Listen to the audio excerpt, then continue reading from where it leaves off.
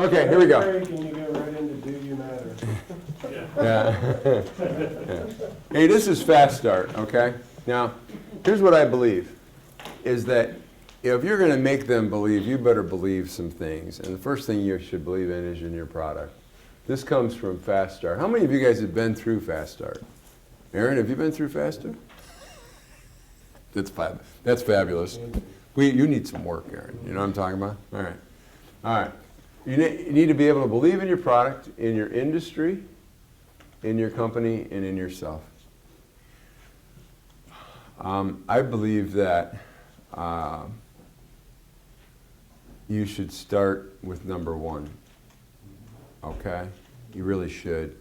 And not gloss over that, not give it short shift. Teach your agents to be proud of the fact that they sell the number one, the best performing financial investment in the history of mankind is a North American owner-occupied home, okay? Without any question, it's the best thing anybody can possibly do for themselves financially, right? And the statistics are there. So let's do that for a second. What is this number? Anybody know?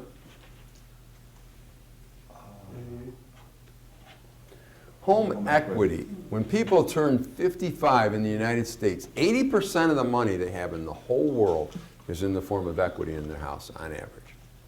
Okay? 3 houses sold equals 2 jobs in our economy.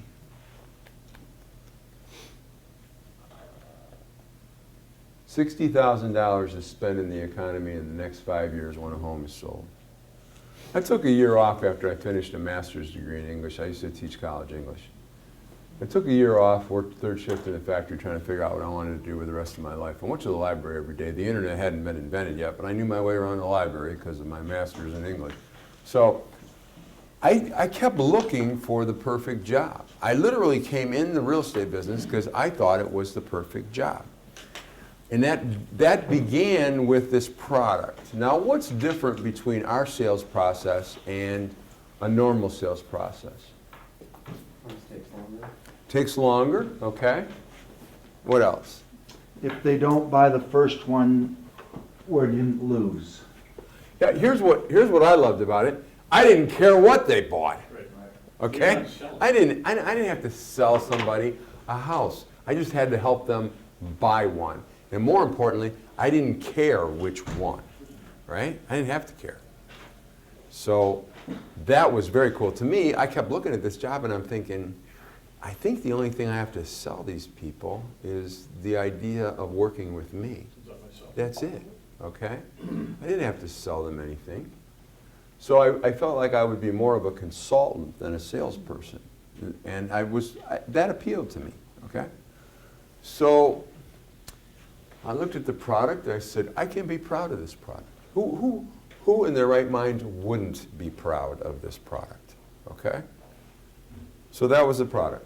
And you know, I'm telling you, when an agent comes to me and they say, I've shown 60 houses to somebody and they haven't bought one, what do you think I tell them? Get another client? Yeah. No. Well, what else? I'll give you a hint. There's a problem with the buyer's decision-making process. Yeah. What is it? Non-motivation. They haven't made the decision to buy a house.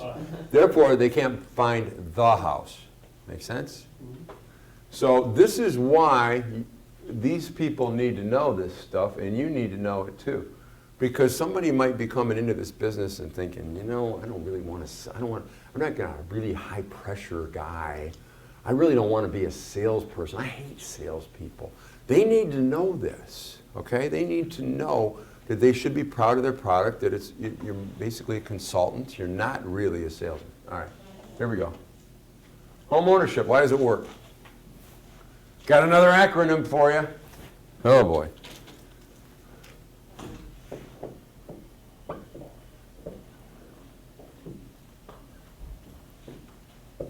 What does a T stand for?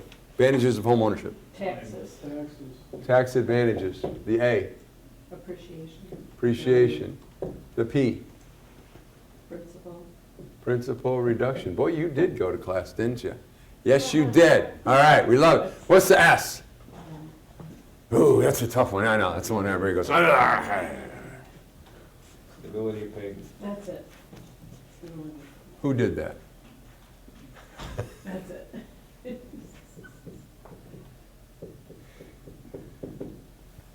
What's the A? Automatic savings. Automatic savings. Dave, I hope you don't mind me telling this story, but how long did you have in the business when you showed up in January at class? Oh, heck. 2010, 11, actually, 8, 9 years. He showed up in class. I was teaching his class. He shows up on January, and I'm like, about third class. I'm like, dude, what are you doing here? He said, "You're my New Year's resolution." That's what he said. He said, "I've decided to go all the way through your classes for 6 months." And correct me if I'm wrong, but in May of that year, you came up to me and told me you made more money in that year than you made in any previous year in the business.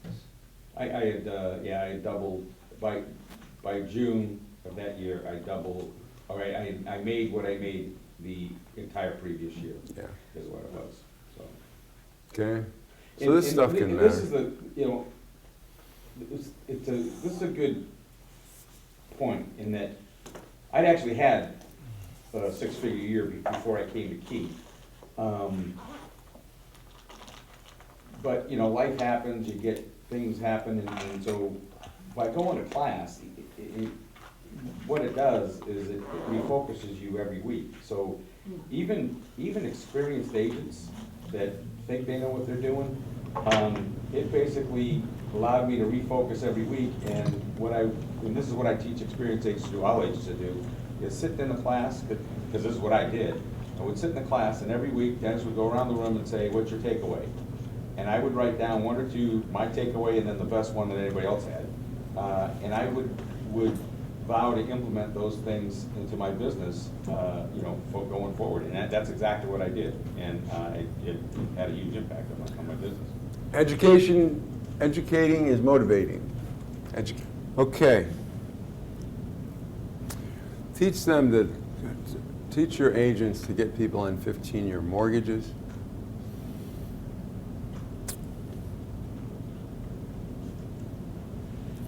I want to show you something weird.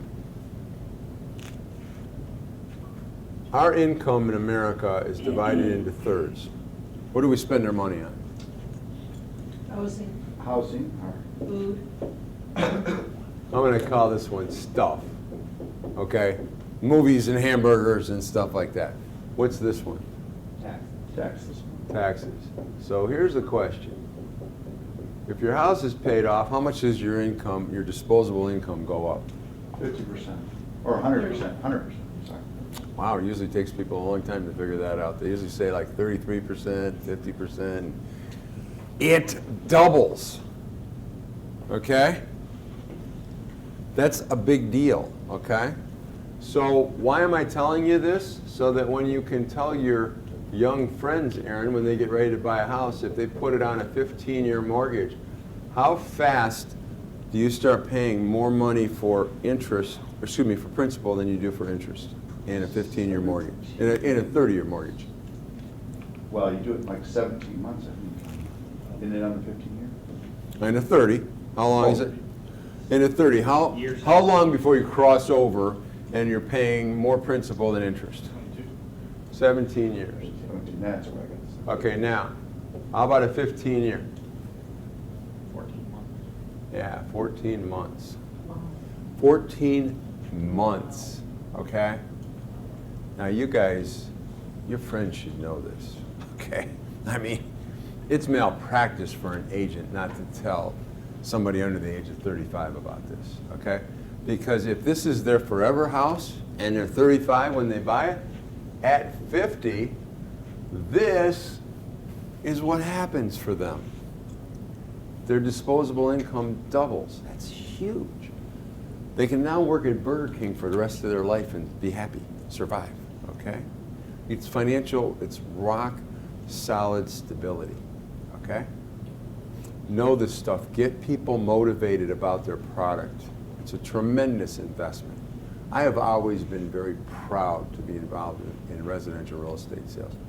And I hope you take I hope you are, and I hope you translate that. I hope you give your agents that same pride. They should be proud of what they do. Everybody good? Uh-huh. All right, here we go. This is where Fast Start is. And I'll guarantee you that the average agent sometimes doesn't know this. Not always, but sometimes.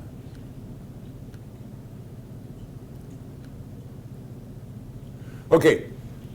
Okay, so now we have the product, right? And now we have the profession. We talked about the product, 80% of the equity, blah, blah, blah, blah, blah, all of that stuff, okay? What about the profession? This was the statistic I needed to hear. What do realtor listed homes sell for? 9%. 9% more, why? This is the ultimate value proposition. Marketing.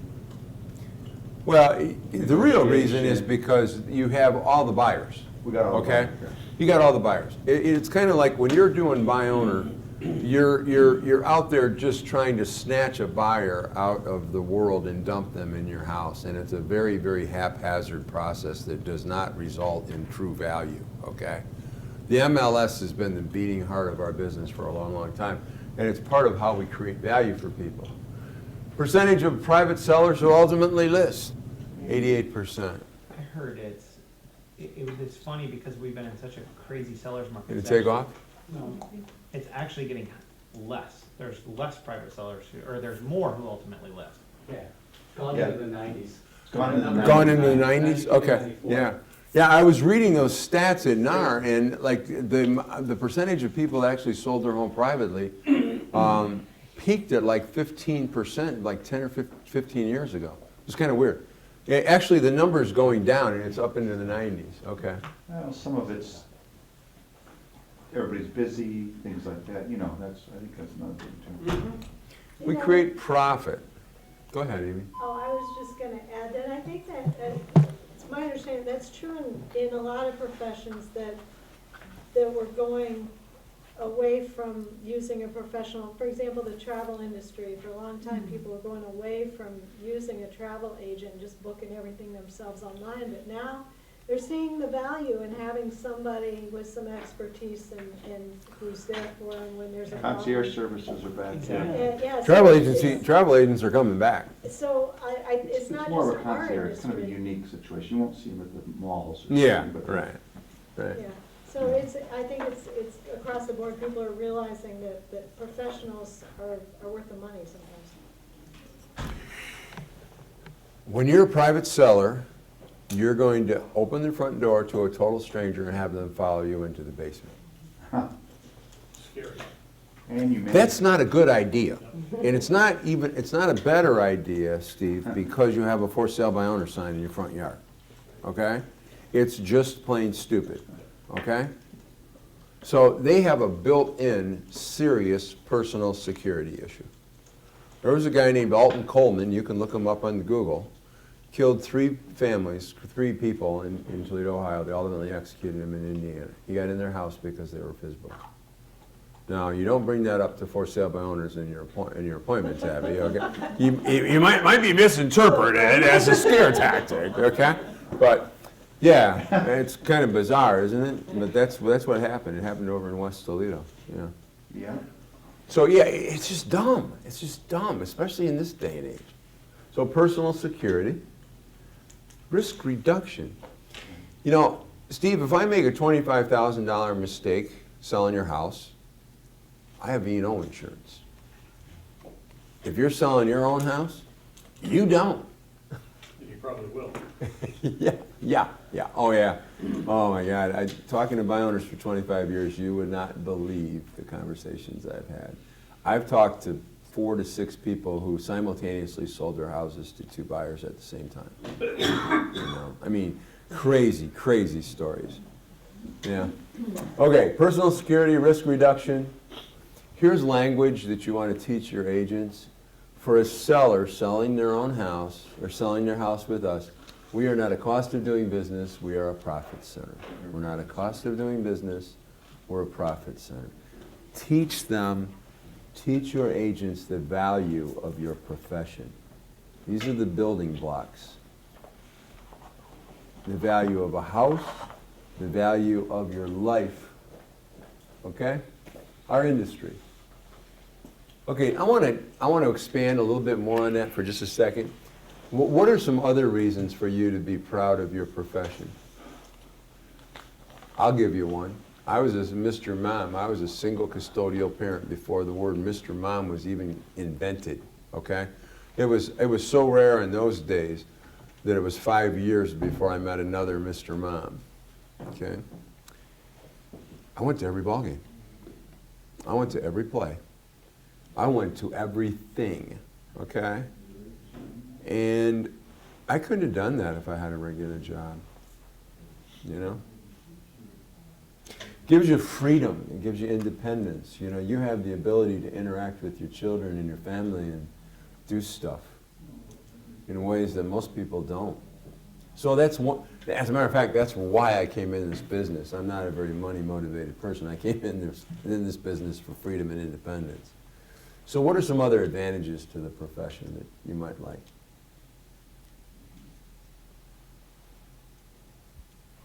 This is You freedom. can create your It's very own, important. you can decide how much you want to make. Yeah, that was one of the things I liked, Steve, was that like there wasn't anybody else putting a price tag on my professional life, okay? I was putting a price tag on it. And I could tweak and adjust that depending on what I really wanted to do. So I was self-determined economically, which was real important to me. Other advantages of our profession? Joe?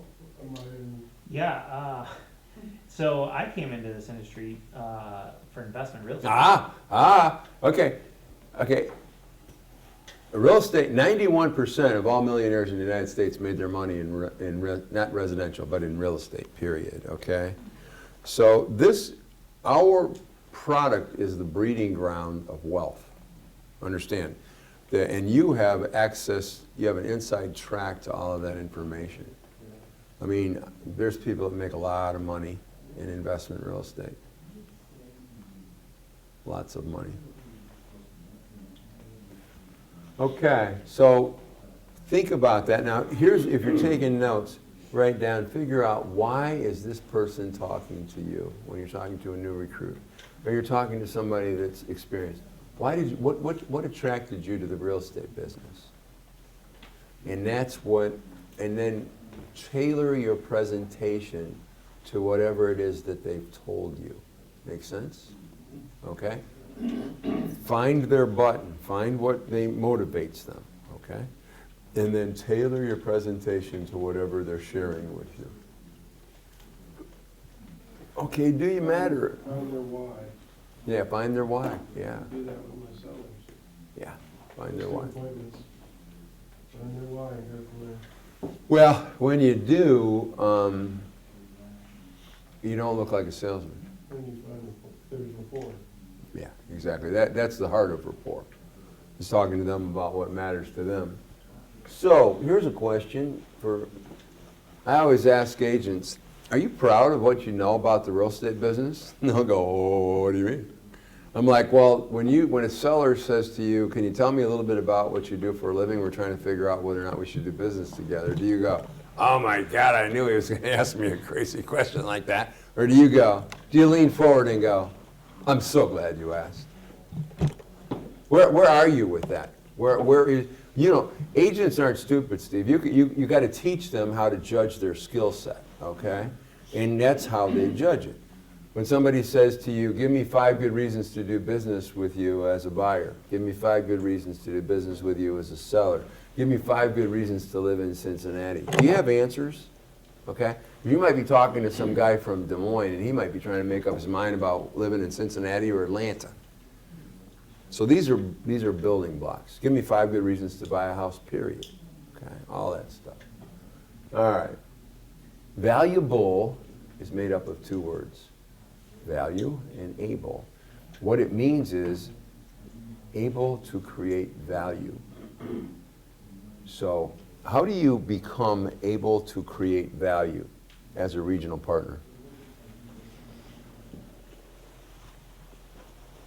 Because you know, whether or not you know it, Abby, that's your job, okay? How do you do that? Showing agents the opportunity that they have, to if they come to keep, or when they come to keep. Okay. The fives, these are in your, on your website. We're going to show you where they are. We call them the fives. Become an ambassador, become an evangelist for your product, your profession, the company. Okay? I'll tell you what these people need from you, especially when they're brand new. They need you to be a merchant of hope. Aaron, you said it best. You need to believe in them until they can believe in themselves. Okay? Because it's all in there, you know? I had Sean, that one kid I was telling you about that made 185 his second year. One time he said, we were having a conversation and he said, I don't even know how he asked me this question, but he asked me a question about where I saw him or something, or what I wished that he could see. I don't know how he asked it, but I said, I wish you could see what I could see what I can see for you 3 years from now. I know what your life looks like 3 years from now. You don't, okay? All right? And I said, I wish I could give that to you, Sean. I wish I could put that on a table and show it to you, because it's something magical. You know?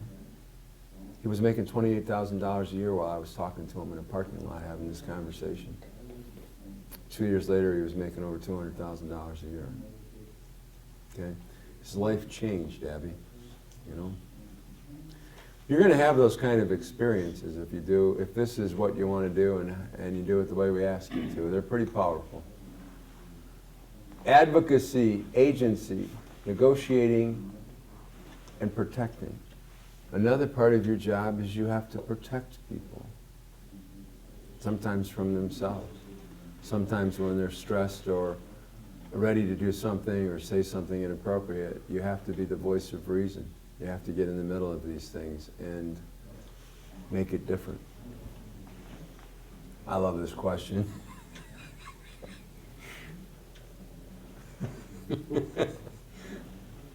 Why do I put that up there, Robin? It's like, this guy's a weirdo. What's wrong with him? That's what you're really thinking. When you meet with a prospective agent, I think they need to see in you what they want to see in themselves once they get further along the line in their career. They want to emulate you. You know, we've talked a lot about the word management, which incidentally I hate, okay? I really, really hate that word, okay? Here's what I like to think of you guys as, because this is what you are. You are not managers, you are leaders, okay? And if you're going to be a leader, you have to have someplace to go, okay? That's what a leader's job is to have someplace to go so that people will follow them there, okay? And you have all the tools. You have all the tools to bring this profession into people's lives that want it and change everything for them. It's good stuff. Well, all right. Average physician salary in an area. So that's a thought-provoking question. What kind of experience are you? Average lawyer. That's what I was thinking, 250. Bottom 10% of all realtors. 60. 30. 26. Median agent income. 54.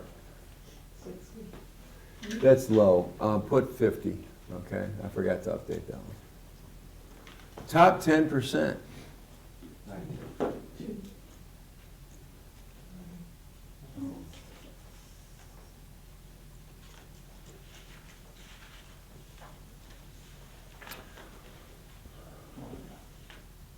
What's the difference between the 80% of the people who make 20% of the money and the 20% of the people who make 80% of the money? Training is really important, yeah. You can't give away what you don't have, okay? What else? Using the systems. Confidence. Confidence, okay? Using the systems.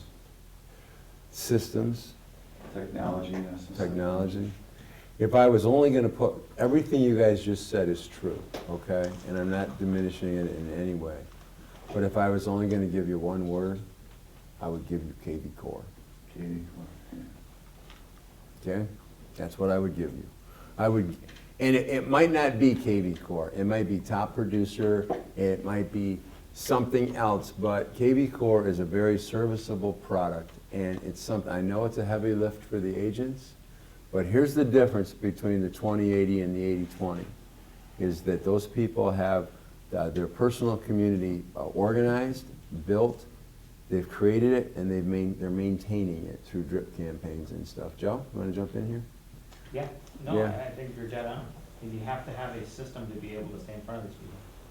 You have to have a system to stay in front of these people. It's that simple. Competence, confidence. Here we go. Number one, get a tribe. If you don't have a database, here's what I always tell agents. Can you sell your business? If you don't have a database, if your business isn't set up to a point where it's organized well enough to be in a CRM, if you don't have a systematic way to contact these people, if you're not dripping all over them and it's not producing predictable results, you don't have a business. You can't sell it. If you can't sell it, you don't have one. The only way to get one is with a CRM. Make a separate category for your ambassadors. You, as a regional partner, you need to know who your bird dogs are, who's bringing you agents, okay? Use your database to follow up on time or preferably early. When you tell people you're going to call them, call them. Set goals and grow the club. Join something, join the board. Join something where you're going to get an intersection with more agents. And for you guys, because this is an agent presentation, but for you guys, you need to get into HubSpot. You need to live in HubSpot, okay? I have a rule, which I follow when I'm adopting a new CRM that I'm going to encourage you to use. If I'm not in HubSpot, I'm not allowed to work, okay? In other words, if I can't get to the numbers and the information that's in there, I'm not allowed to work. And what that does is it forces me to continuously retrain on HubSpot. Everybody good? Got to get a tribe. You got to get a tribe. You got to train them to get a tribe. What's number two? grow that tribe. Grow that tribe. 85% of all clients are happy. 9% of them can remember their agent's name 2 years later. 85% of them are going to do something within 5 years, and 70% of the public only interviews one agent. One of the things that's frustrating about this thing of training agents to make money, Aaron, is that it's not simple. It's not easy, but it's simple. Okay, it's just not that hard. You got to get them into something like KV Core. They got to get Uncle Harry in there. They got to wish him a happy birthday. If he gives them a lead, they got to go to Paneras with them. This is not rocket science, okay?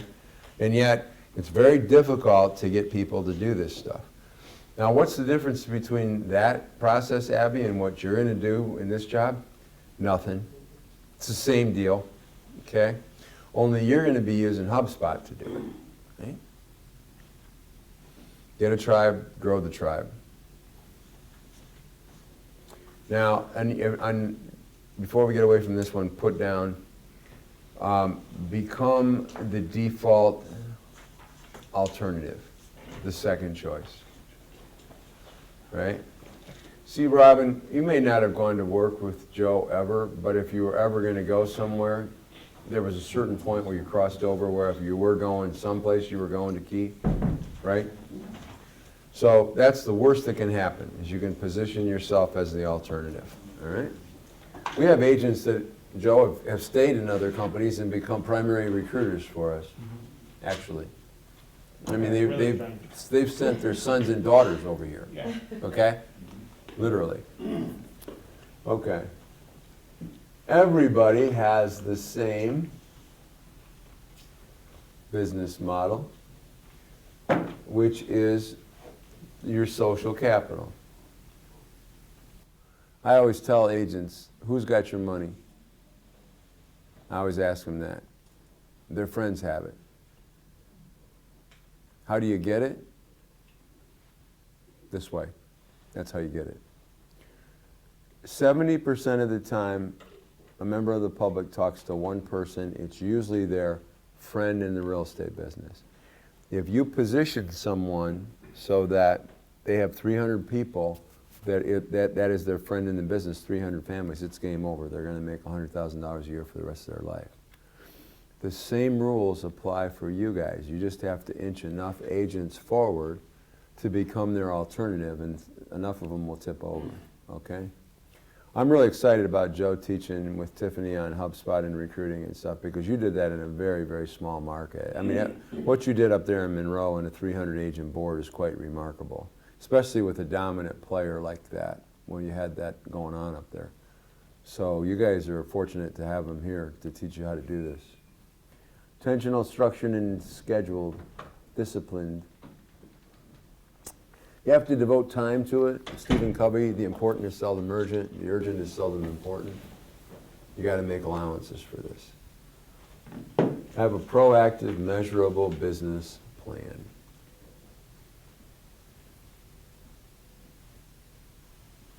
Okay, number 4, ask the tribe. Yeah. Ask for referrals. Ask for help. Explain the reason. Present it as a win-win. Richard, do you happen to know any agents out there that are like still paying their broker $25,000 a year? Yeah, I mean, who can we help? Okay, who can we help, you know? Because all we've got to do is make them comfortable enough to get over here. The facts are on your side. Is there anybody I can help you do a favor for? Ask for help, okay? Say, you know, one of the ways that we can protect this business model and make sure that 10 years from now you're still paying some version of $4,400 is to make sure there's a whole lot of us, okay? So if you're looking for a self-interest for an agent, tell them that our growth is what has fueled our ability to maintain this business model. All right?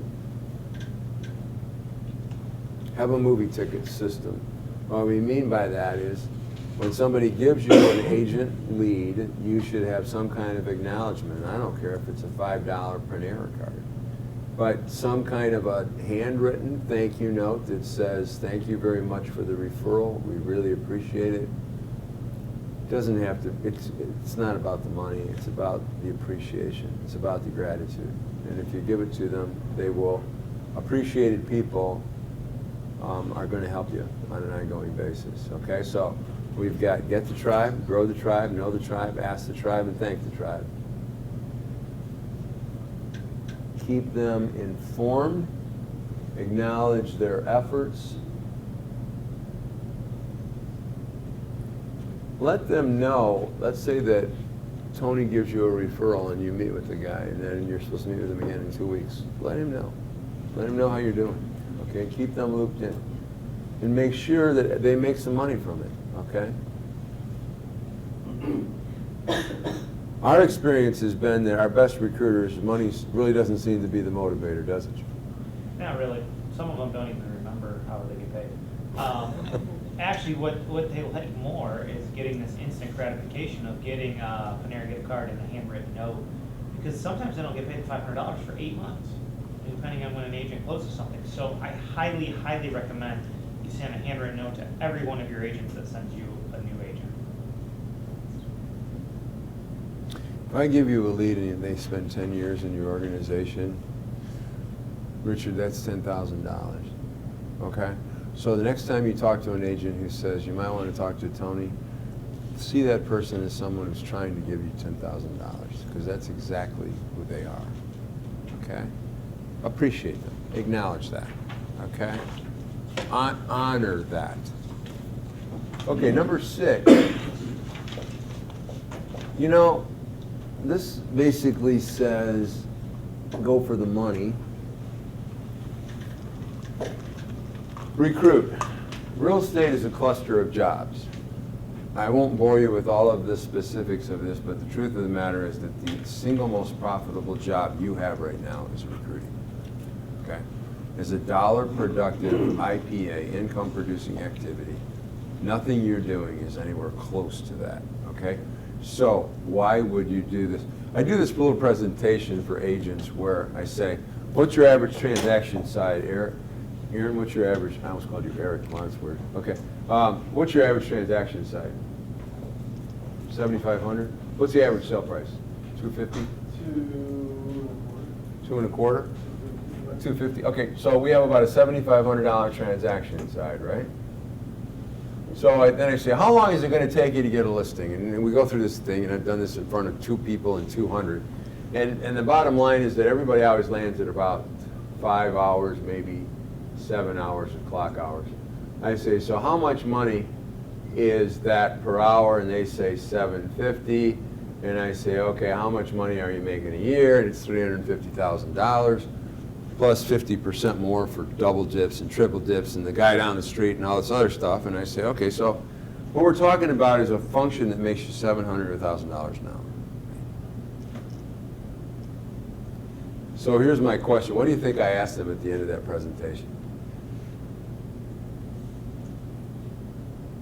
So how much money are you making?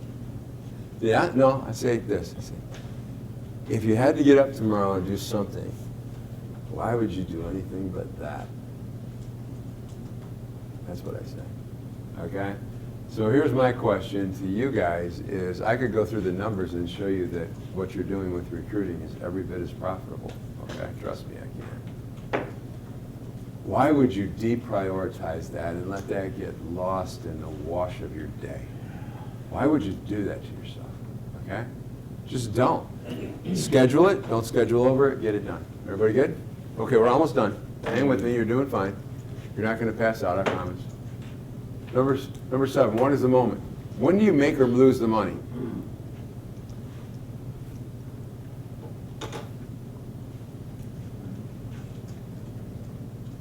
How can you tell if you've won or lost? They sign me And they stop responding. Okay, let me go through the business planning with you real quick again, okay? So we have, let's say you want, I don't know, $300,000, and you know that it's $5,000 a listing sold, so you need 60 listings to sell, and half of them are selling, so you need 120 listings. Everybody good so far? Okay, where is the point at which you make or lose the money? I'll give you the hint. It's not in the appointment. Mm-mm. When I'm done talking to you, how can I tell if I won or lost? What's the point where the rubber meets the road and this money is won or lost? This is important. They sign? Mm-mm. 70%, if I show up in your dining room 70% of the time as an agent, I'm going to get the money, right? Which means that if it's a $5,000 transaction side, if I show up in your dining room, how much money am I making? If 70% of the time I'm going to get the money. $3,500, right? Okay, so I know when I hang up the phone with you, Richard, if you've said yes, and I'm in your dining room on Tuesday at 2 o'clock, I've made $3,500. Make sense? Yeah. Okay, so here's the point, and this is important. Money is won or lost on whether or not you Got the get appointment. the appointment. Got it. Not in the appointment, not after the appointment, not whether or not you got the buyer or you got the agent or you got the listing or any of that stuff. That is where the money is won or lost, is when you get the appointment or you don't. Make sense? Yeah. I'd go to buy owners' houses and they'd stand me up. I didn't care. I'd write them a really nice little note. Says, sorry you stood me up. No, I'd say, sorry you had something really important come up. I'd like to call you tomorrow. Maybe we can get something rescheduled. I didn't care. You know why? I knew these numbers. I didn't care what any of these people did. I didn't care what any of them said. Make sense? All right? Do you think this is true? Trust me, it is. What is the moment you win or lose? How can you tell if you've won? 0, 5, and 51%. What does that mean? 0 if you don't get an appointment or you don't talk to them. These are actual numbers from Bob Krikorin. He's a #1 real estate coach in the country, okay? And these were numbers that those guys put together from team leaders that were managing like dozens of agents underneath them and stuff like that. He manages 20 of the top 50 agents in the United States that are in the Wall Street Journal. 0 was like, if you didn't call them, obviously. 5% was if somebody walked through an open house and they said, hey, if I see something I think I'm going to call you, Aaron, okay, give me your card. That's 0, right? If I say, give me a list of houses and call me on Tuesday, that's the 5%. 51% is if you get the appointment. That's according to Bob Krikorin. National Association of Realtors says 70% of the time if you get the appointment, you're going to get the business, okay? I don't know, figure out your own ratios, but you're going to find that at more than 50% of the time, when you get an appointment with an agent, you're going to, on average, for every 2 appointments, you're going to get 1 agent. Do you think that's true, Joe? Yeah, it may not be right then, Right, not right then. but it'll be the snowball effect you explained earlier. I mean, you got to trust me on this, okay? Because if you don't, you're going to get discouraged and you're going to stop doing this stuff, okay? Well, for me, when I first met with Key, every time I laid my head on the pillow for like the next 3 months, I'm calculating my closings and stuff, and I'm like, this isn't right. And within 3 months, I was at Key. So. Oh, is that right? Okay, wow. What took us long? Well, he's a little bit slow, but that, you know what, that's okay, that's all right. That took 2 years. This is the most important moment. Oh, he's fast. What are we doing? You know what I love about this, Robin, is it's a level playing field, okay? You got an agent, let's say you have a regional partner that's got a week in the business, and then you got somebody like Joe who's been doing this forever. He's an old dog, right? If they say exactly the same thing on the phone, they get exactly the same results. That's important, okay? That's why you got to have a script. You got to have a dialogue, okay? Because we've got some really good ones, and not only that, we've got some dialogues that are field and battle tested, Yeah. okay? So use them. Don't wing these conversations. Use our stuff, okay? It'll work just fine. And if you're sitting there feeling really funny with it, it's because you haven't read it to yourself enough to make it yours. Number 8, get the appointment. If you got the appointment, you have everything. Yep. If you got a decent presentation, if you're in somebody's dining room, 70% of the time, according to the National Association of Realtors, you're going to get the business. I've asked that question of, what percentage of the time when you sit down with a seller do you get the business? Pretty high. Yeah, 80 or 90? If they're gonna Yeah, 80 or sell, 90. it's really high. Yeah, it's really, really high. I'm in their house. So if you get the appointment, you've kind of already won, okay? So become their resource. Don't worry about when they buy or sell. Don't worry about when this agent comes to work here. Become their resource. Become their way of seeing the business. Here's your USP, your unique selling proposition. Our agents sell 50% more houses and make 40% more money. That's our proposition, okay? That's how it works. 5 steps I can't do right now. If you don't do any other homework for me, watch the professional communication skills class. Okay?